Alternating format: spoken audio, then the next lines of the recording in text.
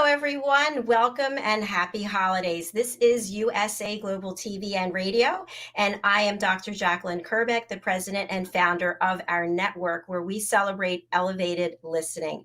Our show today is The Power of Etiquette and Manners, and the star of our show, Mr. Philip Sykes, who is the founder of the British School of Excellence, is on holiday and has the day off. So I have the privilege of welcoming our guest who's joining us from Zambia in Africa. And our topic today is advocating for women and young people. Let's welcome our guest, Ambassador Mutinta. Hi, nice to have you here. Hi, nice to, of course, having me here. It's a privilege and I'm excited to be here. Yeah. I'm excited to have you here as well. So when you think about the fact that the name of the show is The Power of Etiquette and Manners, what would you say your role and what you're doing as an advocate fits in with that? Okay, so when you look at the title itself and how I, as a person, fit in, it's quite interesting that we as a people, we have power in our hands, and yet there are a lot of issues going on, and there are a lot of challenges that we get to find ourselves in, and yet we don't realize the power that we have to change all these challenges. So with this topic, of course, and also what the program is all about, I feel it fits in well on how best we can be able to actualize, like reach self-actualization for us to reach the power of etiquette. Yeah. Thank you so much. That makes perfect sense. So you're an educator, you're also humanitarian. You really care a lot about people and giving back. How did you get involved in advocacy work?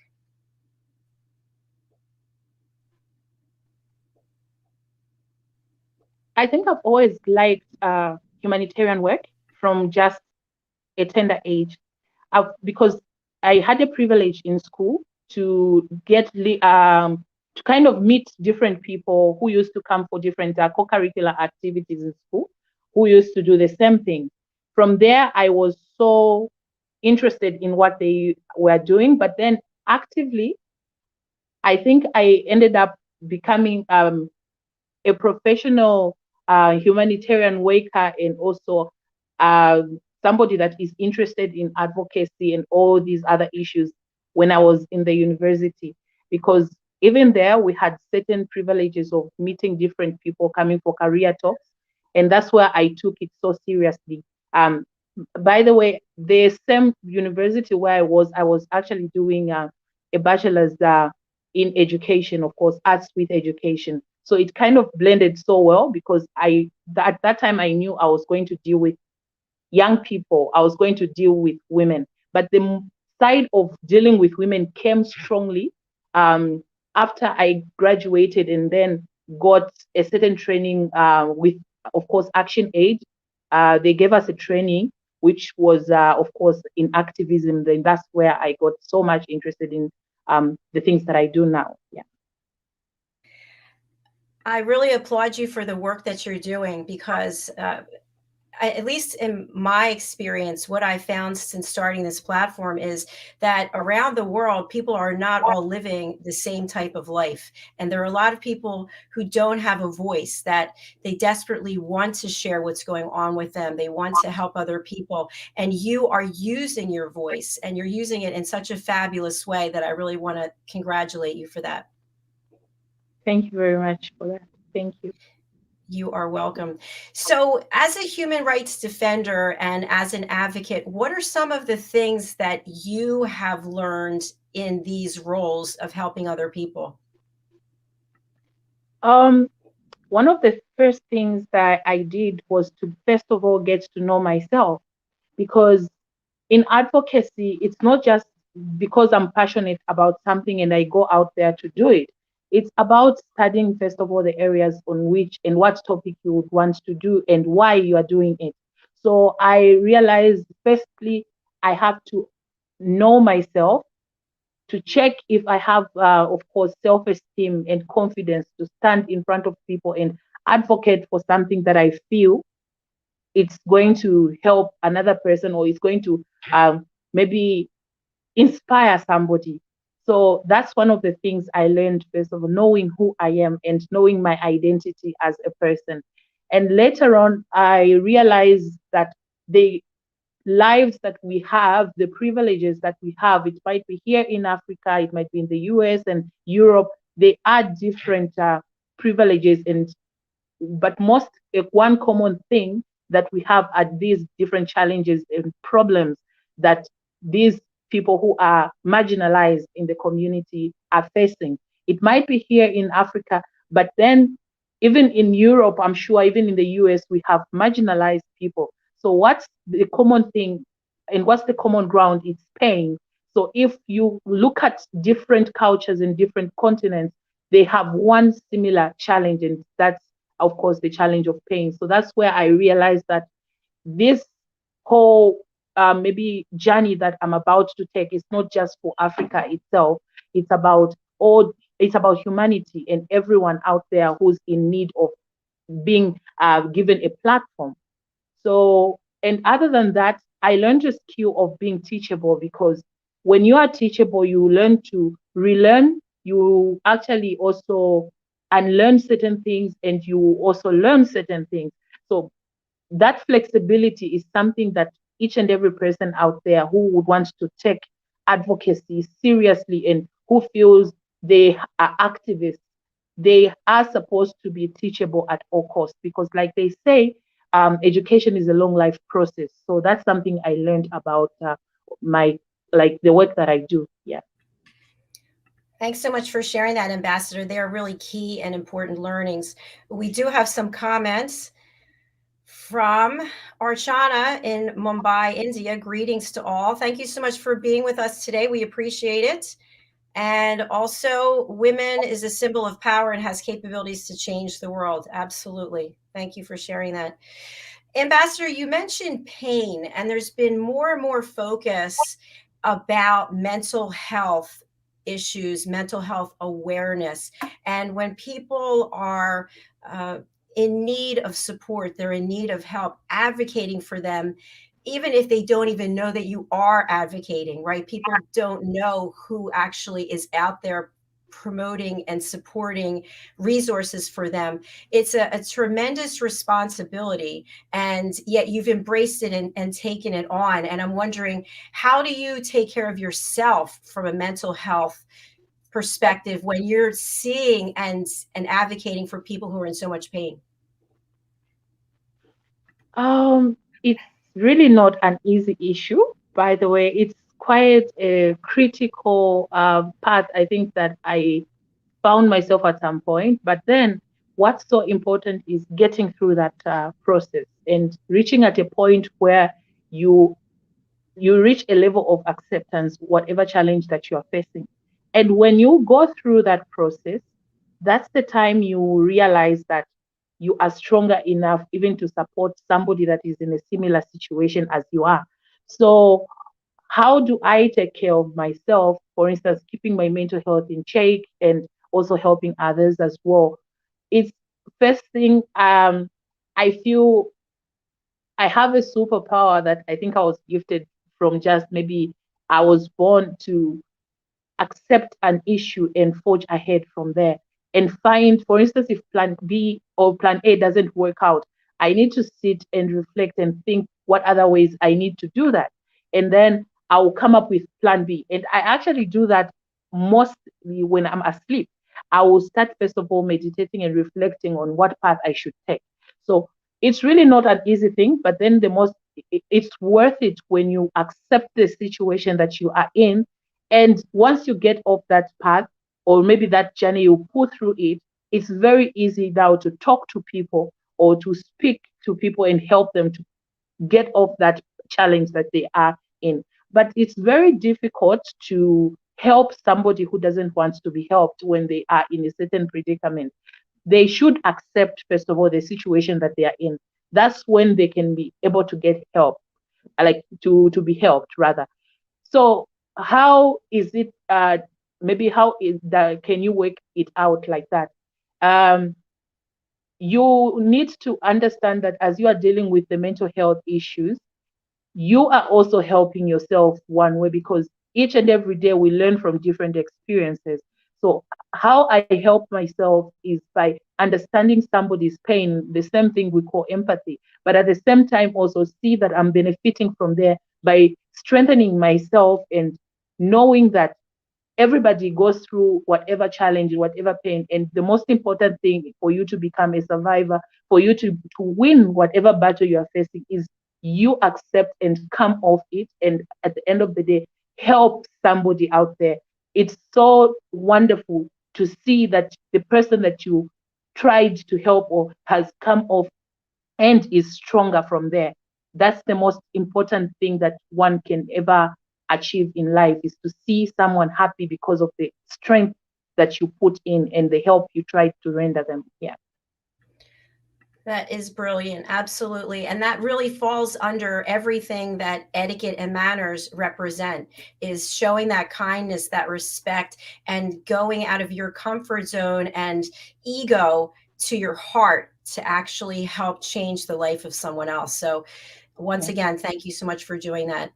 As you think about the women for whom you're advocating, the women and the young people, can you share with us some of the conversations or some of the experiences that you've had with these actual people that you are working so hard to help?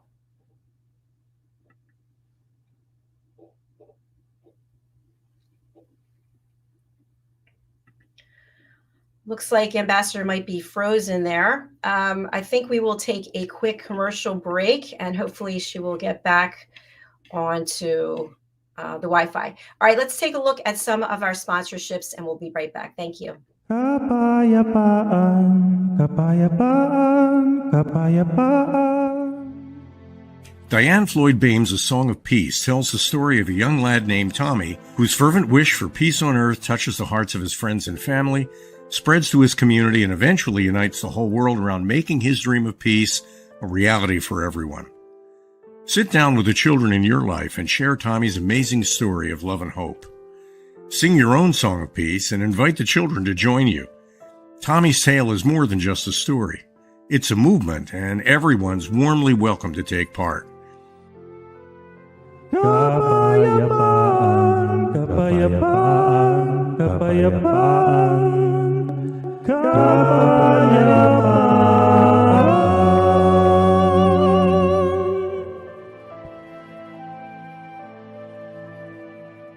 You'll find A Song of Peace, along with many other wonderful learning and enriching opportunities for children of all ages, at DianeFloydBame.com.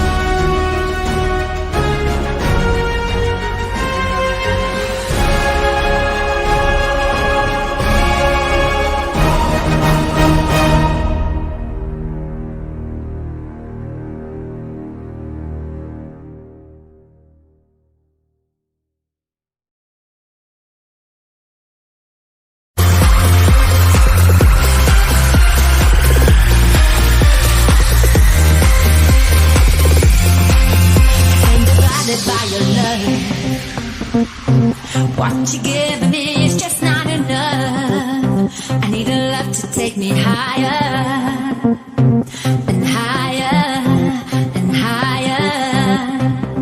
Every step I take, I feel more awake. Getting closer now, I feel so alive. Stopping me, this is how I live. Ever closer now. Just follow love, and love will take you there. Just follow love, follow me.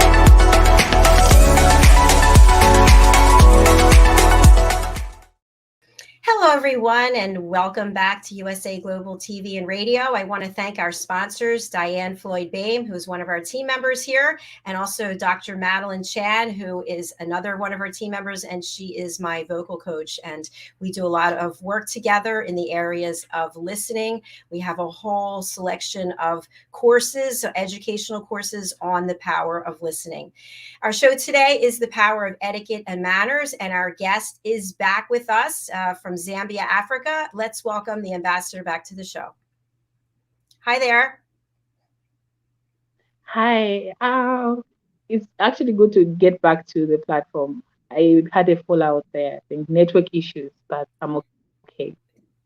Well, we're very grateful for technology. It is incredible where I am in the United States and where you are in Africa, and we're able to have this conversation, which really brings the point up that in many ways, if we are sheltered and we don't have access to a computer or phone or any type of device where we can see what's going on in the world, we think everyone's like us. And we think that what we think is so important and maybe what other people think is not. And when you have curiosity and interest in mankind and humanity, and you have access to platforms like this where we can come together, you realize that there are other people in this world and they matter more than just you yourself. It's all about us coming together. So I love the work that you're doing. And I just want to talk a little bit more about the people for whom you are advocating.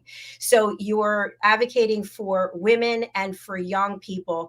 Can you talk a little bit more about them?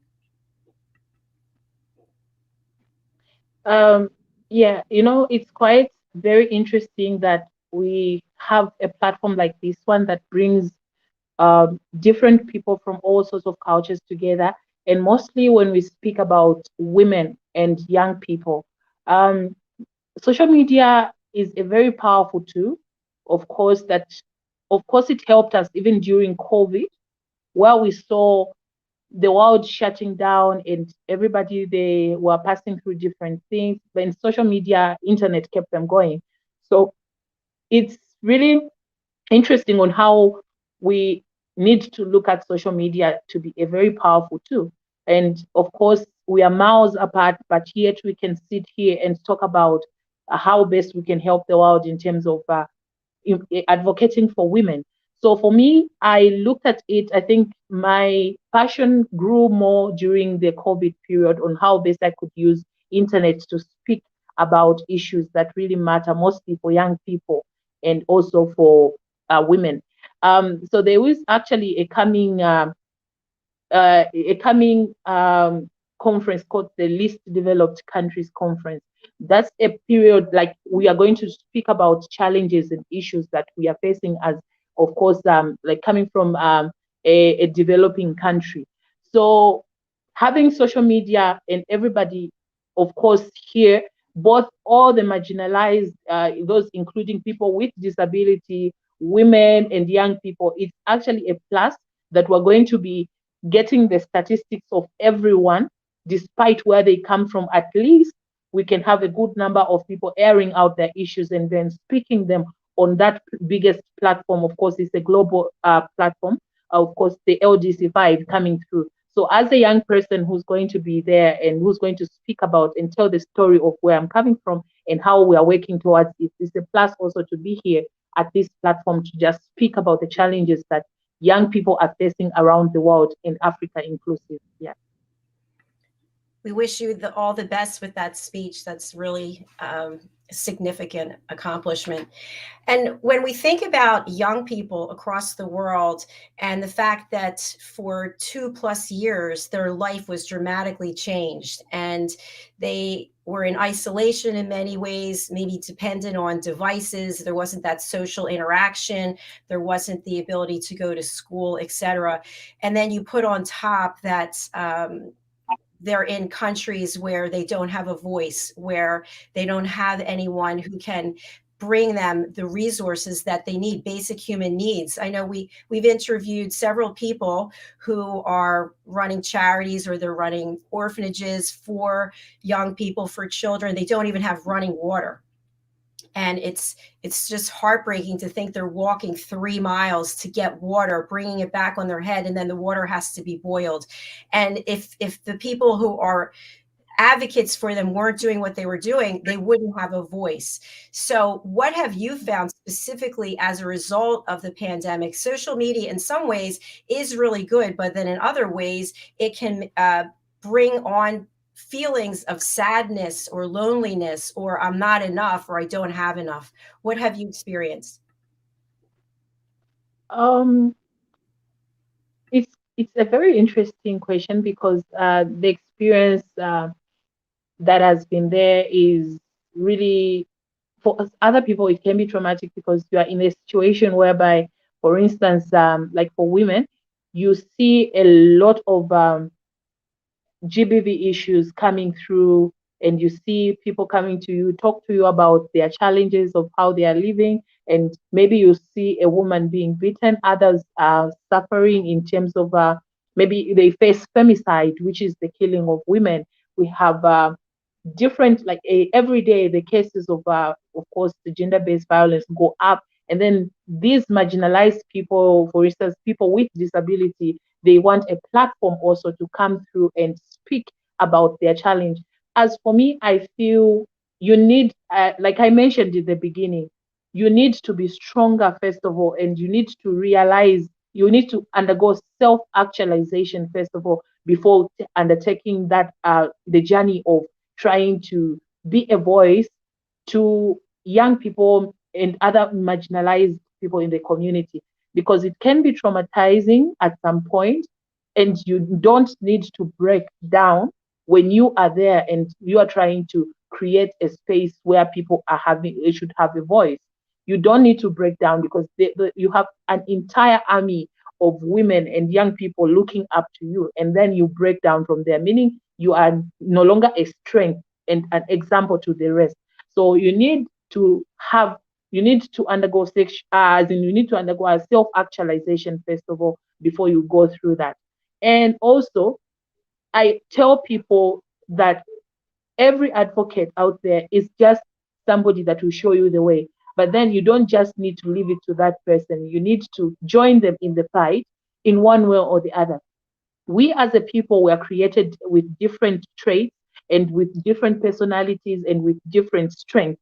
So I can have the strength of being a public speaker, but then somebody who is a planner out there, who can be a strategist, is kind of not a person that is a public speaker. So it's about working with different people.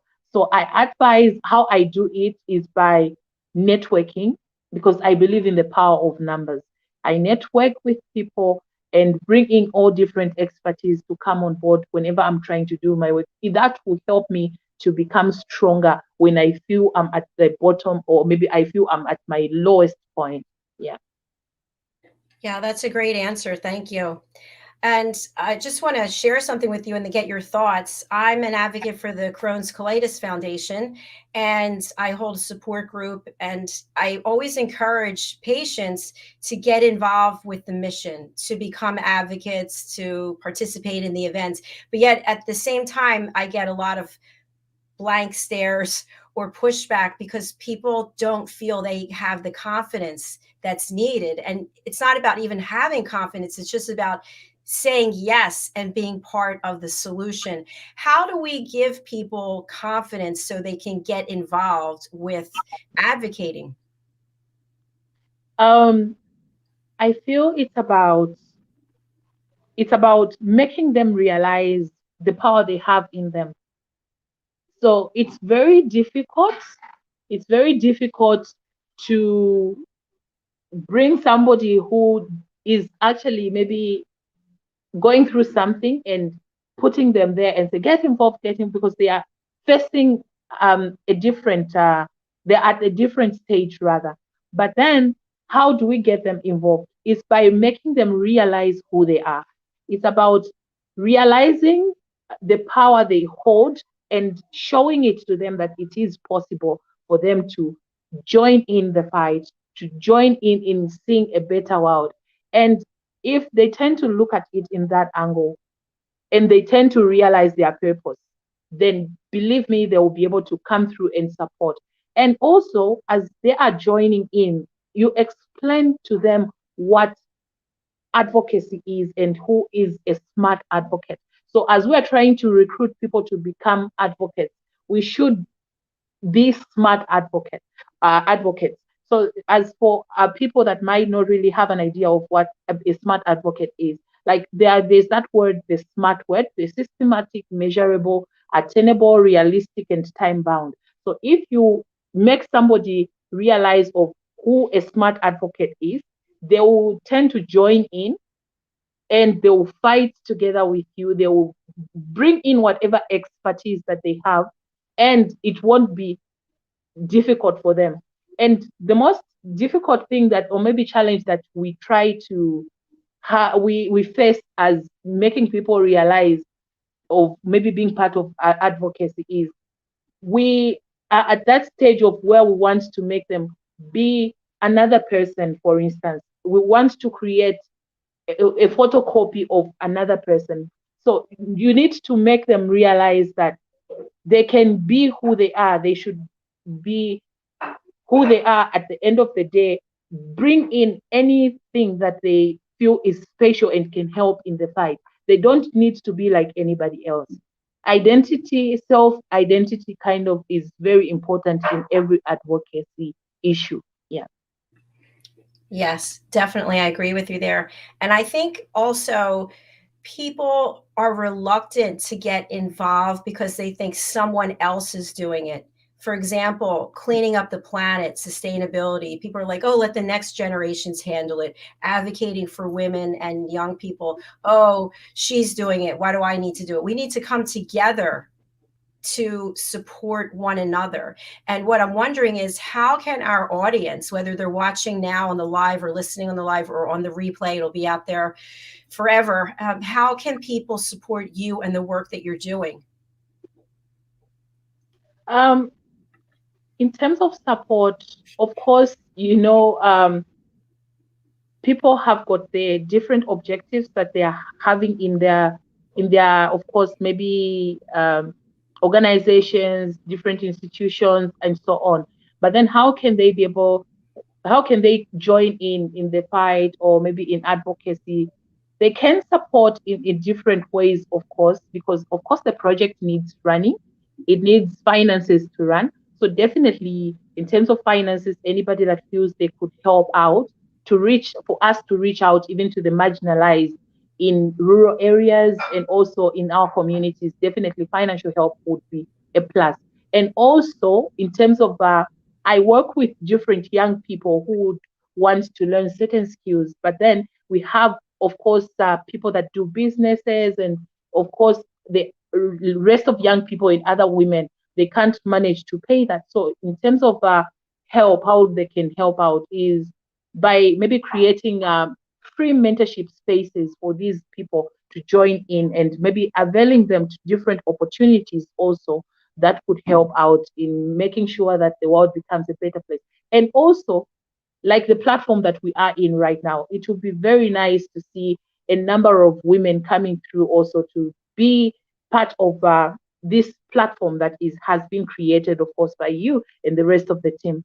So for me, I'll be, of course, right now, I think people will be able to watch it on my Facebook page, and others I'll share it.